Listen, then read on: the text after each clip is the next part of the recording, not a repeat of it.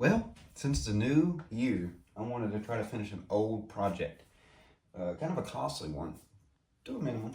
Um, about 4 months ago, I tried to strip with aircraft paint remover. I tried to strip my S10 wheels to stocks to get a polished look at them because I seen them on a Facebook group post and I really liked them. And it didn't work. It stained my wheels, messed the paint up, didn't remove it, and then I ended up having to sand it down and paint them black, which I absolutely hated. But come over here, I got kind of what I wanted.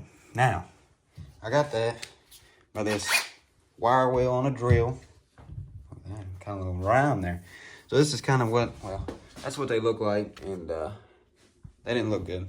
So all I got to do is have some patience and have wire wheel, a drill, sandpaper, some cheap polish. Doesn't really matter because they go on wheels. To me it don't matter. But in time, a lot of time. So basically what I do is I hit them with a wire wheel, go over and hit them with some 120 to kind of knock out the blemishes because they will leave it with the wire wheel. Then hit it with some 400. Then if you're feeling really, really good and want to get all the scratches out, which there's a lot in here, you kind of hit it with some like 1,000 or 1,200 or something. I didn't do that because I'm not even done with this wheel. I got antsy and I wanted to see what the polish looked on it, which I do look good. I mean, you can tell the difference. These three or two, and then these two. I mean, they look good. They look good on a roll. I mean, they spin, so you're not really gonna get a good look at them.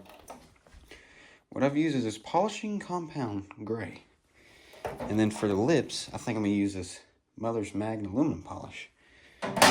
And then the cheap little wheel I've been using is this. I got it from Harbor Freight. I think I got the wrong one. I'm not sure, but it kind of works. This is my new toolbox I got. Got it kind of organized. Not to my liking, but it's organized. Metric 1/2-inch deep well.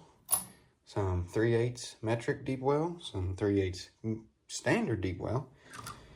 Some 3/8 metric impact sockets, some wobble extensions because I accidentally bought all them. The essential 10mm so I don't lose it.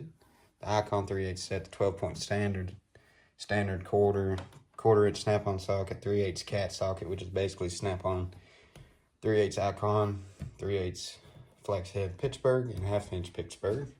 Tecton, I think it's 1/2-inch torque wrench. This Milwaukee ratchet, which I love. It's not the brushless, but it does everything I need to. Icon mini screwdrivers. You got your Allen bits, star bits, Allen T-handles, this and that. Some pry bars I got. Some drawers I got. Got the shebang in there. This little drawer. Need to take this out, but little Milwaukee stuff, which it's good for what I do. You know what I mean? Not a house builder. I'm not a mechanic. I got some snap-on screwdrivers. A little set here. And my big money drawer so far is this Blue Point 8 through 19 ratcheting wrench. Snap-on offset 3/8 ratcheting, whatever wrench. Won them at a competition. Same thing with screwdrivers also. Won them at a competition, but you know, tools are tools. Pittsburgh. More of a Harbor Freight guy, but when there's a chance to win some tools, I'm all for it.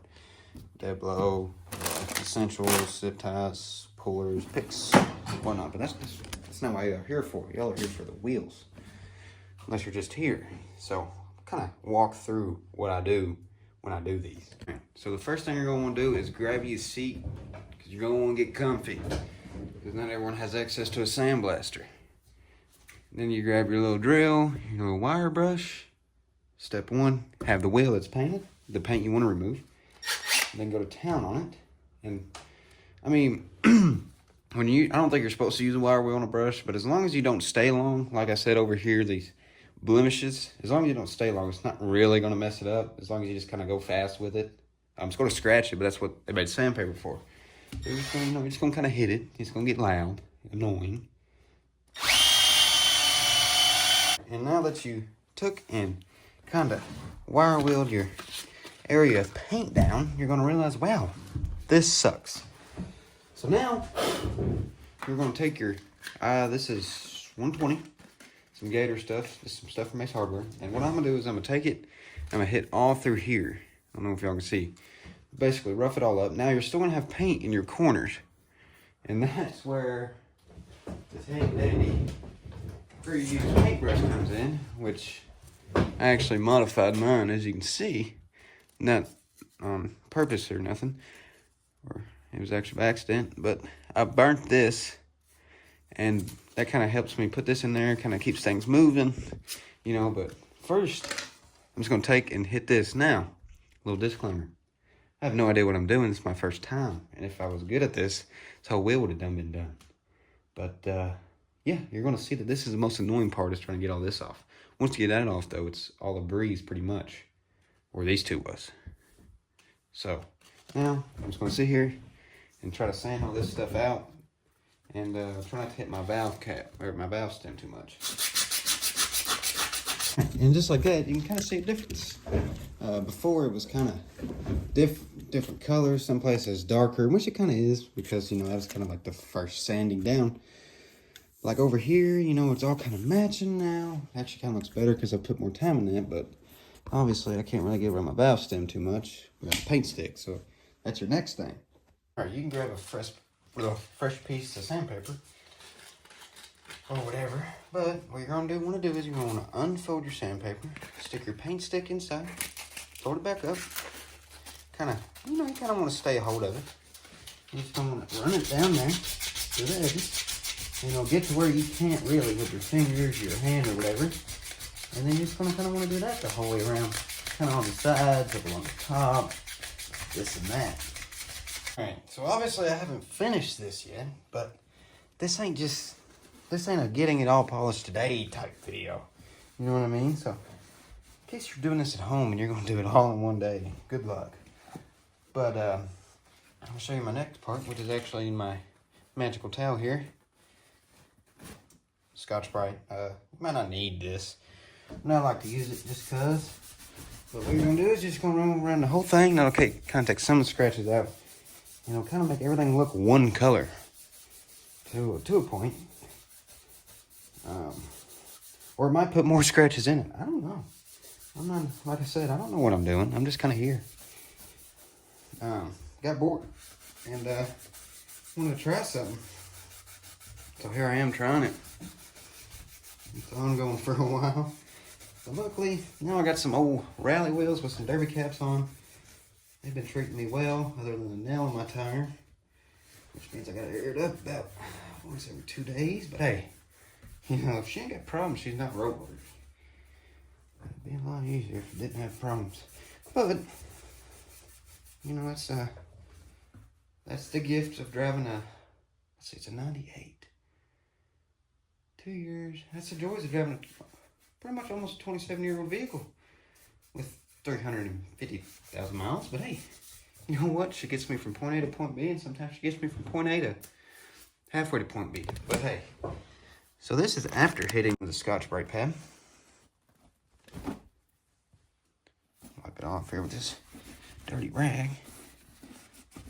Or sorry, microfiber rag. Or cloth, I should say. That's kind of the look you're going to get. You know, as you can see, it's kind of scratched, you know. You kind of want to grab some water and throw on there. But it looks a lot better than that, because this I haven't touched yet. Like, I've just hit it with the wire wheel. You can kind of see the difference already. Definitely looks a lot better.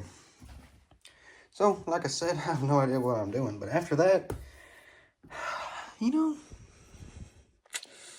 I'm impatient. Let's see what it'll do with some polish on it. So I got my felt, but got my cheap polishing wheel, my cheap polish.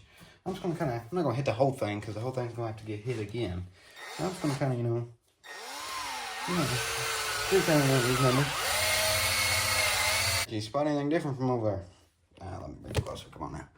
All right, so I got this side. You can see a difference. You see my finger? Yeah, you can. It's not nothing good. And over here, yeah, there's a difference. You can see. It's not mirror or nothing, but hey, for a little, I've probably been here 15 minutes. It's not bad. It's not bad at all. Now, when you get done with one wheel, you're going to realize, heck yeah, I got 3 more to go. I'm not even done. Well, I'm kind of close, you know. I'm gonna try to remove this black one day, and then one day I would probably kill somebody to do something with the back.